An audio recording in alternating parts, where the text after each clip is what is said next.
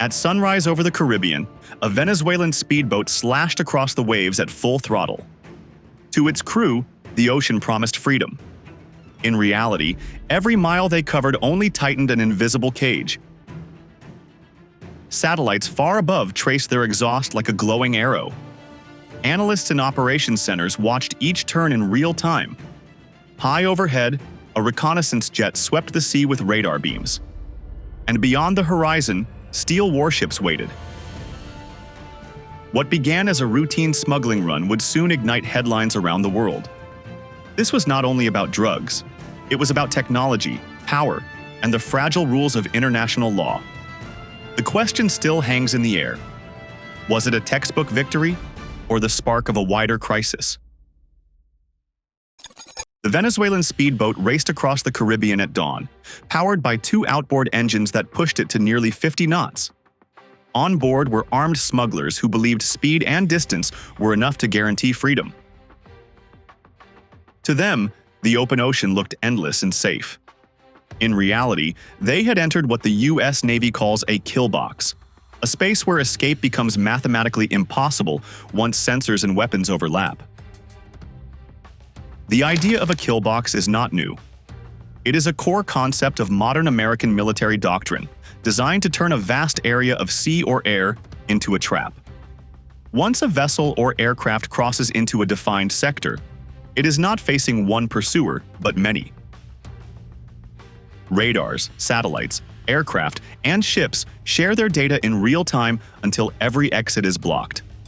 The target may still be moving fast, but in practical terms, it is already finished.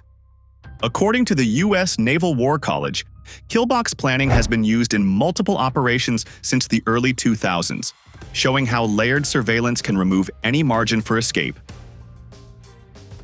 At 6:30 a.m. on September 2, 2025, this theory became reality. U.S. satellites orbiting far above the Earth picked up the boat's thermal exhaust trail. What looked like a faint line to the naked eye glowed like a beacon through infrared sensors. From that moment, the vessel was tagged and tracked with precision. Modern satellites can read not only heat signatures but also the chemical fingerprints of hydrocarbon fuel, which makes small craft stand out against the background of the sea. Defense analysts note that this level of tracking can follow even minor shifts in speed or heading, reducing the chance of evasion to zero. Thousands of miles away, U.S. analysts watch the feed live on their screens. Every turn of the wheel and every burst of engine power appeared as data points. They mapped potential escape routes toward Venezuelan waters, but each was already under surveillance. The smugglers believed they were outrunning any patrol. In truth, they were performing inside a digital cage that was closing tighter by the minute. This was the first layer of the kill box.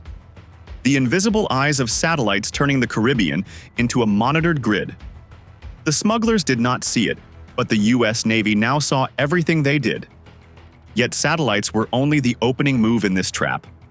Soon, a new shadow appeared high above the sea, bringing the next layer of control into place. The U.S. destroyer that moved in to finish the operation was an Arleigh Burke-class guided missile destroyer, displacing around 9,000 tons and bristling with armament. It carried 96 vertical launch system VLS cells, housed the Aegis combat system for tracking multiple threats, and mounted radars capable of guiding precise strikes.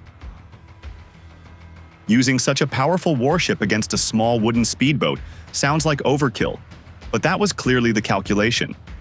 The speedboat, even at full throttle, could not match the radar, missile, and command capabilities of a destroyer built to engage both air and sea threats. The mismatch in force underlines how overwhelming U.S. military technology can be when used without restraint. On the morning of September 2nd, after the Poseidon had tracked the speedboat, confirmed its crew, and shadowed its communications, the data was relayed to the destroyer. Then the radar locked in. Aegis fire control systems aligned, and strike orders were issued. In less than a minute, the attack was launched. There was no warning broadcast to the speedboat, no chase, no attempt to hail the vessel, only a sudden, precise strike that destroyed it. The U.S. government immediately declared the action a counter-narcotic success. Officials claimed the vessel belonged to Tren de Aragua, a Venezuelan criminal gang now designated a foreign terrorist organization. They asserted that the operation eliminated 11 suspected cartel members attempting to transport narcotics, and that this served as both deterrent and message to others. Venezuela responded with fury. President Nicolas Maduro labeled the strike an act of war, insisting that U.S. forces had violated Venezuelan sovereignty. Caracas demanded proof of the smuggling operation, condemning what it said was an unjustified use of lethal force in international or disputed waters. Many in Venezuela and the region saw the move as a dangerous precedent, one that could erode norms of international law. What makes this strike especially troubling for observers is that the speedboat was not given any warning before it was destroyed.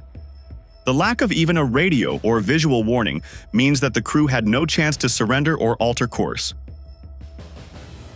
In customary operations, law enforcement or Coast Guard action might allow boarding or seizure. Here, that protocol was abandoned in favor of instant destruction. Such tactics raise sharp legal and moral questions. Does the fight against drug trafficking justify lethal force without due notice? Importantly, this type of strike shifts the boundaries of what the U.S. is willing to accept in maritime enforcement. By using a destroyer with full combat systems, the U.S. not only neutralized a threat, if the allegations are accurate, but also displayed its capacity to project power deep into international waters. In geopolitical terms, opponents like Russia see this as another example of how U.S. military advantage in sensors, firepower, and rules of engagement can upset balances in contested seas. But beyond the smoking wreck, the Navy gained something more valuable than a sinking boat. The strike did more than sink a boat. It opened a window into the hidden movements of a criminal network, and that intelligence is the real victory. Washington's forces didn't just destroy a vessel. They gathered radio signals, encrypted bursts, travel paths, and other behavioral data that map how Tren de Aragua operates. These fragments of information build what military experts call pattern-of-life intelligence, meaning consistent habits in how a group moves, when it contacts handlers, and which routes it uses. This kind of intelligence turns random events into predictable routines. Every smuggler has a preferred departure hour, a choice of fuel stops, and a trusted radio frequency. Once enough of these details are recorded, analysts can forecast future runs with surprising accuracy. The speedboat destroyed on September 2nd may have been just one mission, but the information it produced could disrupt dozens of future operations. For years, the U.S. military has invested in systems to analyze these hidden patterns. A notable example is POLIS, developed under a U.S. Navy contract with Modus Operandi. The program integrates data from sensors, communications, and imagery to detect behavior that deviates from normal activity. With tools like this, analysts can predict where smugglers are likely to head next, which channels they use, and even which nights they prefer for risky moves. What once looked like chance now becomes a pattern visible on a computer screen. The importance of controlling this information extends beyond Venezuela. In April 2025, the U.S. accused Changguang satellite technology in China of supplying imagery to Houthi fighters in Yemen, allowing them to strike at U.S. and allied ships in the Red Sea. That revelation highlights how intelligence is no longer limited to America's assets alone. It is now a strategic competition. Who can see first, who can share data faster, and who can deny visibility to the other side? In the Venezuelan case, the process of harvesting intelligence unfolded step by step. First, satellites tracked the thermal exhaust of the engines and noted the chemical traces of hydrocarbons. Then, the Poseidon aircraft intercepted radio traffic, storing both encrypted bursts and standard voice calls. Analysts compared these communications with known cartel frequencies, gradually building a link chart of handlers, couriers, and likely receivers. As the speedboat altered course, heading closer to Venezuelan waters, Every change was noted and cross-referenced with past smuggling routes. By the time the vessel was destroyed, Washington had already mapped a portion of the Tren-de-Aragua supply chain. This mapping is not just a tactical win, it is a strategic resource. Future vessels using the same patterns will be identified earlier, even before they hit open waters. By linking time of day, direction, and communication habits, the U.S. Navy creates a predictive model. That means fewer surprises, more precise targeting, and the ability to dismantle larger networks without needing massive shows of force. The broader lesson is that modern warfare often turns on who controls the flow of information. Satellites, signals, and radar combine to create a complete picture. Those who dominate these domains can see threats earlier, respond faster, and reduce risk to their forces. For adversaries like Russia, this is a painful disadvantage. Russian forces have struggled with outdated ISR capabilities in Ukraine and beyond. Reports from NATO highlight that Russia still relies heavily on limited drone feeds and ground observers, while Western systems integrate satellites, aircraft, and signals into a single combat web. In simple terms, the side with more eyes in the sky and ears on the spectrum usually writes the script of the fight. The data collected from the Venezuelan operation are not abstract numbers. They represent real human habits routines of smugglers, operational timetables, and the electronic signatures of their equipment. Once cataloged, these signatures enter U.S. databases. If another vessel later emits the same frequencies or communicates on the same schedule, the system will flag it instantly. That level of recognition minimizes errors and accelerates responses. Instead of guessing, commanders will know. Instead of reacting late, they will act early. For the smugglers, their destruction was sudden and final. For U.S. intelligence officers, the wreck was only the beginning. Each intercepted message and each tracked route will feed into models that make future interdictions easier. For Washington, that is the true victory. It proves you do not need overwhelming force in every battle. Sometimes you win by seeing first and deciding faster. While Washington praised the strike as a success, Caracas moved quickly to frame the story very differently. On September 6, 2025, President Nicolas Maduro appeared on state television wearing camouflage and standing before senior officers. His tone was sharp as he condemned the U.S. strike that destroyed the Venezuelan speedboat 4 days earlier. Maduro accused Washington of aggression, claimed a violation of sovereignty, and announced that Venezuela was now on full military alert. He called for the deployment of militias and ordered troops to occupy hundreds of so-called battlefront zones along the nation's coastlines and borders. The performance was designed to show unity, but it revealed a government trying to turn anger into resolve. To the domestic audience, the visuals mattered.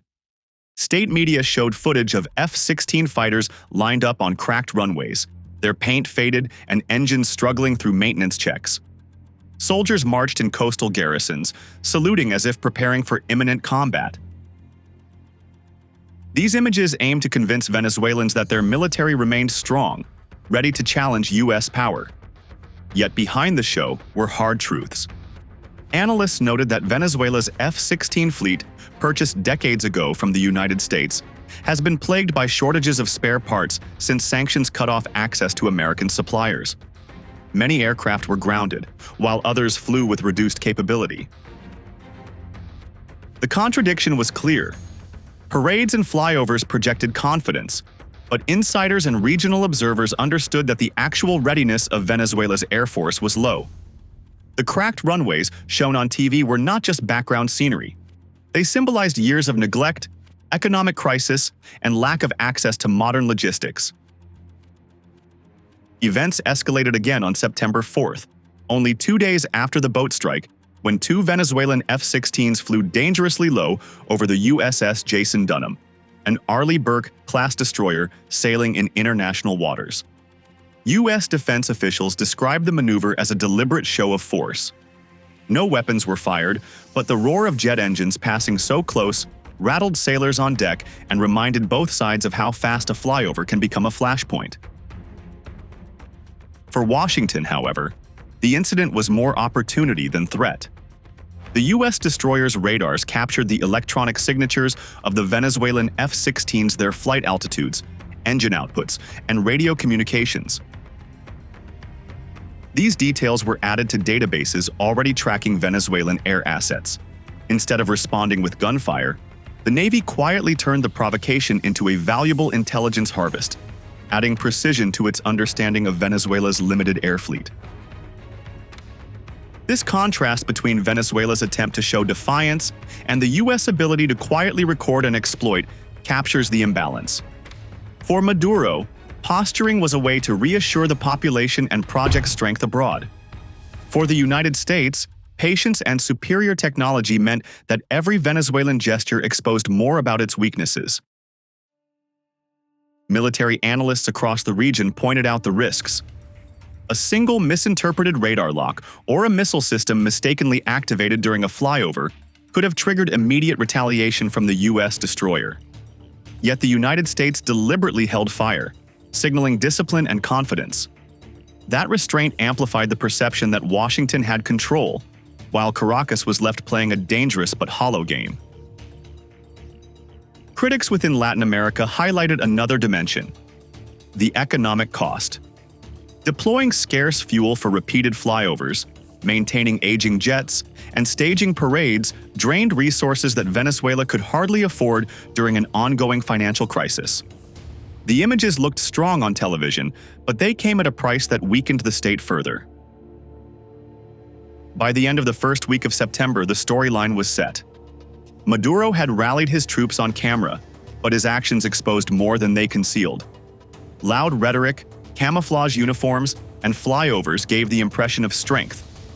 The reality, however, was an air force eroded by decades of sanctions and neglect. Meanwhile, U.S. forces gained valuable data at no real cost. That dangerous game of cat and mouse only set the stage for America's next move. In mid-September 2025, the U.S. sent 10 F-35 Lightning II stealth fighters to Puerto Rico, deploying them to the former Roosevelt Roads airfield as tensions with Venezuela rose. This move followed a directive from President Trump aimed at reinforcing operations against drug trafficking in the southern Caribbean. These F-35s represent a leap in capability compared to Venezuela's aging fleet of F-16. Unlike the older jets whose radar and avionics are increasingly obsolete under sanctions and limited access to parts, the fifth-generation fighters offer stealth, superior sensors, and networked targeting. That gives the U.S. a big edge, especially over nations like Russia, which often rely on legacy systems or less integrated platforms, making real-time detection and response harder. The deployment also carried a clear message: America is willing to project power from afar. Without launching missiles or firing guns, this show of force signaled that U.S. aircraft can monitor, react, and dominate airspace well before any physical conflict starts. The presence of stealth jets sends psychological weight, something opponents cannot ignore. Meanwhile, regional actors from Colombia, the Lesser Antilles, and Caribbean shipping industries expressed concern. Colombia sees any U.S. military buildup so close as a risk to its territorial autonomy. Islands in the Antilles worry about being caught between U.S. operations and possible Venezuelan retaliation. Shipping companies, which rely on stable maritime routes, fear that increased military patrols or sudden escalations could disrupt trade or raise insurance costs. While life on Caribbean coastlines seemed unchanged, anxiety under the waves grew. Though the surface of the Caribbean Sea remained calm, fishermen going about their business, tourists on beaches, what lay underneath was a new Cold War-like standoff. Sensors, aircraft, and warships began to form overlapping zones of oversight, where every move becomes potentially significant, and loyalty, route, or behavior might trigger a response. In contrast to Russian strategy, which often relies on occasional patrols or displays of force, This U.S. posture uses persistent forward presence and technical supremacy to shape situations before they erupt. For U.S. military planners and intelligence agencies, the deployment of F-35s is more than deterrence. It is a force multiplier. The jets contribute not only in offensive or defensive capacity, but in collecting signatures, flight paths, radar cross-sections, communication protocols. These details improve recognition of Russian or pro-Russian hardware globally. They become baselines. When adversaries like Russia operate with older equipment, they are easier to track, predict, and counter. What began as a single boat run had morphed into a geopolitical flashpoint with no easy way back. This story began with a smuggling run and ended as a regional test of power. And that paradox is the point. For the United States, the result is a quiet win of technology, data, and deterrence, since networked sensors and stealth aircraft now shape events before shots are fired. For Venezuela, the outcome is humiliation wrapped in televised resolve, because alerts, parades, and low flyovers cannot hide aging fleets or gaps in readiness. For the Caribbean, the surface looks calm, while the sea and the sky sit under constant watch, and each patrol now carries political risk that can ripple across trade and tourism.